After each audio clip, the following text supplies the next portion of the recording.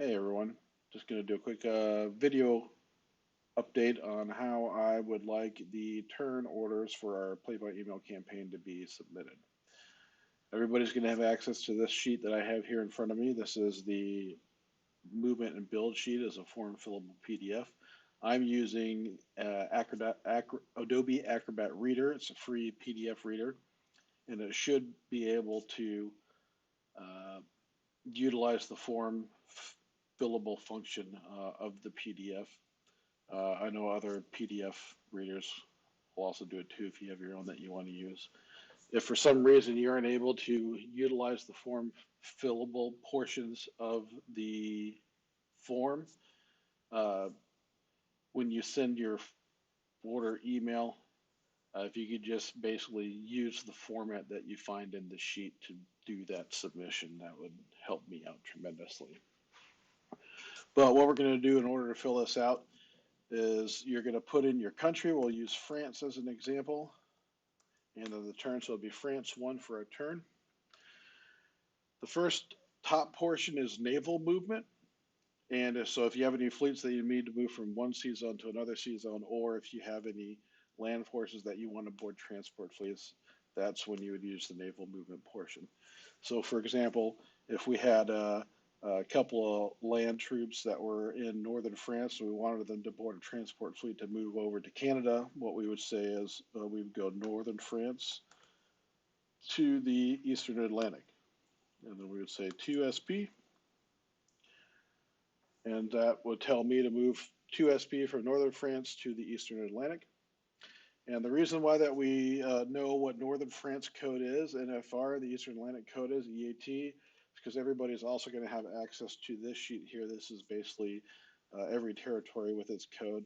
It also gives its point value, how much gold it's going to generate per turn, and it also gives a random event number. The only difference with regards to random events is Manila and Spain, because I'm using Fantasy Grounds to build the table. We're not limited to a D100. I'm actually able to make a table that has 101, and then it'll do a random roll against 101. So in this case, Spain is 100, and Manila is 101. So if we look at this chart, northern France, NFR, moving to the western Atlantic, or correction, eastern Atlantic, EAT. So that's how we would denote our from and to columns, NFR to EAT, and then what are we moving between those two territories? We're going to move to SP.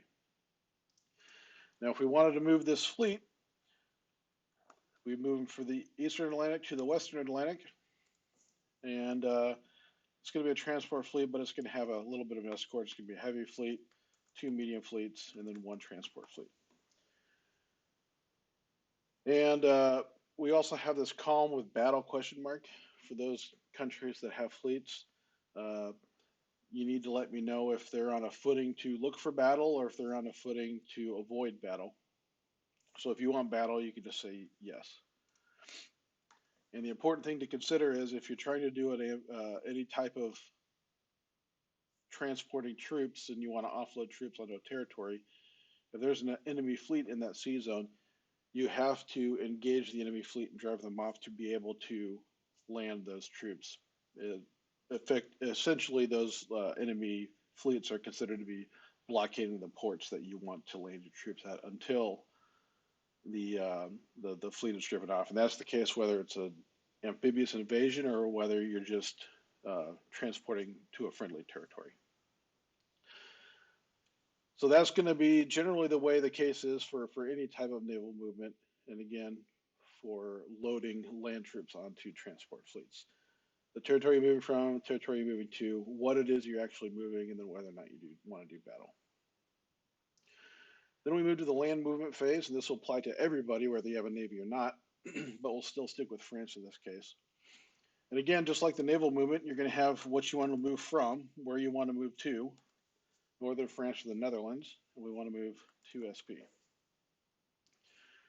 Now, these SP that we just transported over from France that we want to unload in Canada, now they'd be in the Western Atlantic, so we would say Western Atlantic to Lower Canada. I can't remember. Well, we can look. So we want to go into Lower Canada. Lower Canada, LCA. I can't remember if Lower Canada specifically touches the Western Atlantic or not, but whatever. For this example, I think we can all understand what we're doing here. So we're moving from, to, and then what are we moving? To SP. Now, something to consider for those countries that have colonies, England, France, and Spain. In the colonies, you're going to have colonial troops, which are built specifically in the colonies. Then you have regular troops, which are built specifically in Europe. If you want regular troops in the colonies, you have to transport them from Europe to the colonies. Any new troops that are built in the colonies will be colonial troops. And it's important when you have troops moving, so let's pretend we're moving from Lower Canada to Upper Canada.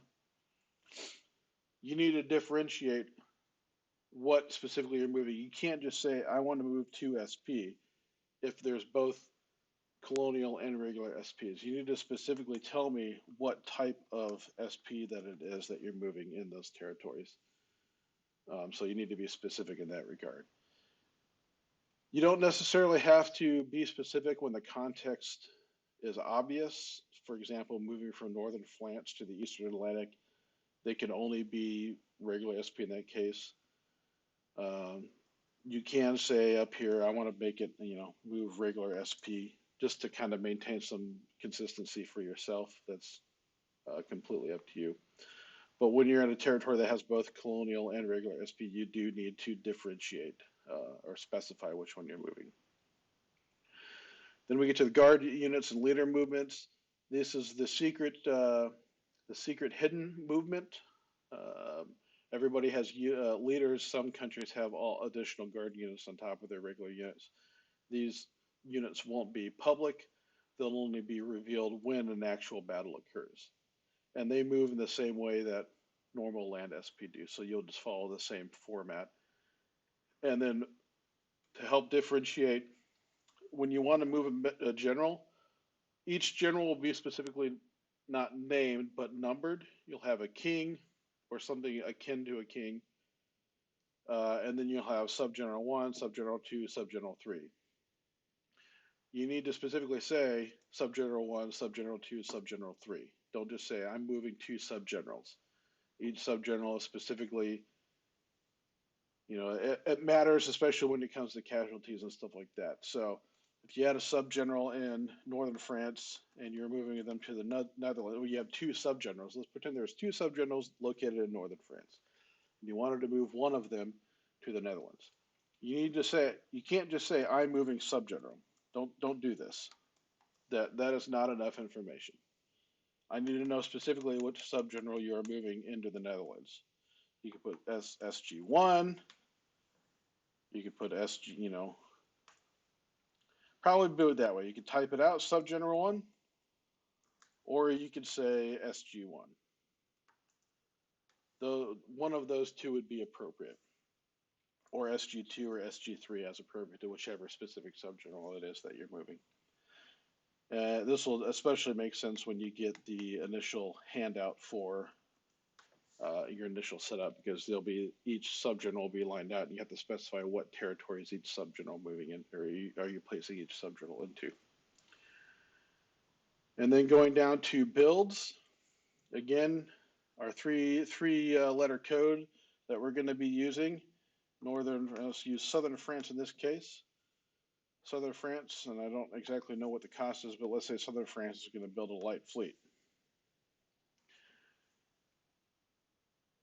Light fleet is obviously a naval unit. It's built in a port. And territories that do not have a port symbol, it is perfectly okay to say, I am just building in the ports. Northern France is a case that does not have a port symbol on the map. So it's perfectly okay to say Northern France, I'm spending 5 gold and I'm building a light fleet there. That's perfectly fine. But if you want to build a fleet in Southern France, the problem with this is there are 2 sea zones that Southern France is adjacent to, the Eastern Atlantic and the Mediterranean. So in this case, you have to specify which port is that light fleet being built in. In this case, we can say we want to build it in the Eastern Atlantic port. So that way it only has access to the Eastern Atlantic. If instead you wanted to put it in the Mediterranean, you would designate it as the Mediterranean port, and then it would be put into that port symbol, and then you can move it from there. Again, this is only important on those territories that have the little anchor symbols attached to it. You need to designate when you're building a naval unit, you need to designate which port that unit is being built into. Building land units. Again, colonial units, any units built in the colonies are colonial units. Any units built in Europe are regular units. It's completely up to you if you want to designate it. You can just say 1SP. In this case, for Lower Canada, we want to build a unit. You can just say 1SP.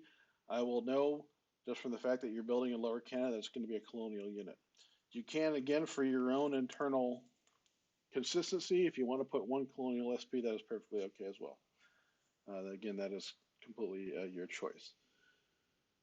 And then finally, in our final box in the build page or on the sheet is our public announcements. Any type of public announcement that you want to be made that's outside of specific communication that you're making with another player. General announcements, things like that, celebrations, births, blah blah blah. This is what you do in the public announcements. If you want to publicly announce an alliance and celebrate it, this is where you would do it. If you want to publicly condemn the country, this is where you do it. And then I would read it off as part of the turn video that I would make. So again, if you fill out this form and you just kind of follow with what each was, and if you could please use the country codes, I'm going to ask you to please use the country codes, and I'm asking you to do that because the way I have my stuff set up and how I'm managing the campaign, I'm using the country codes, and so it'll just kind of make my life easier to do that. And again, everybody will have access to this sheet that has listed what the codes are. 99% of them should be pretty self-explanatory. Now, there might be a couple of weird ones, especially when talking about the country name in general versus the territory name. The Austrian territory is ATR. The Austria country is AUS. Those are two different things in my system as far as how I manage things out. Not a big deal. If you put AUS in Austria, I know what you're going to mean. So that's not a big deal. Again, all you have to do is just fill this out, save it, and then send it to me in the email as an attachment. If for some reason you are unable to use the form fillable portion of this, just in your email that you send, just use this format or lay it out kind of like this is in the sheet, and then it'll accomplish the same thing.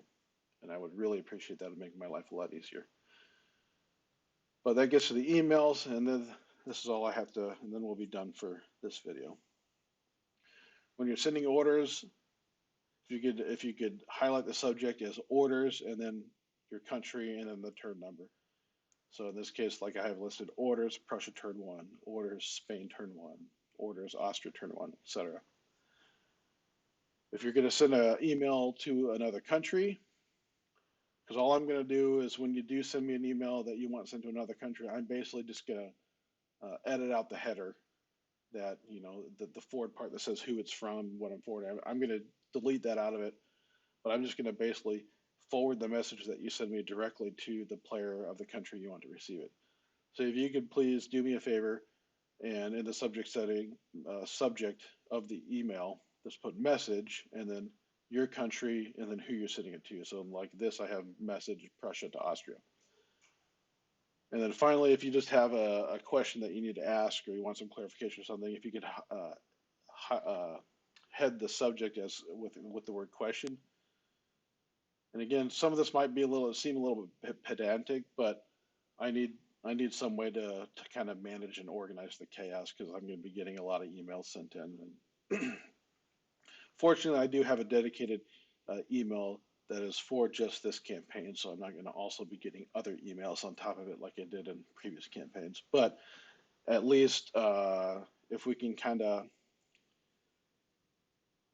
structure the emails and how you guys format the emails when you send them. That way, I could just immediately file them into appropriate folders, so that way when it's time for me to run the turn, I can just open that folder and then deal with how I need to deal with it. That should be everything that I need to uh, explain. If you have any questions, please don't hesitate to ask. And we are at the point now where it is time to start playing the game. By the time you see this video, you should also have access to all of the files that you need to start thinking about your initial deployments and your first turn moves and stuff like that. And then with that, we should be able to get our game going. I'll talk to you all later. Happy gaming.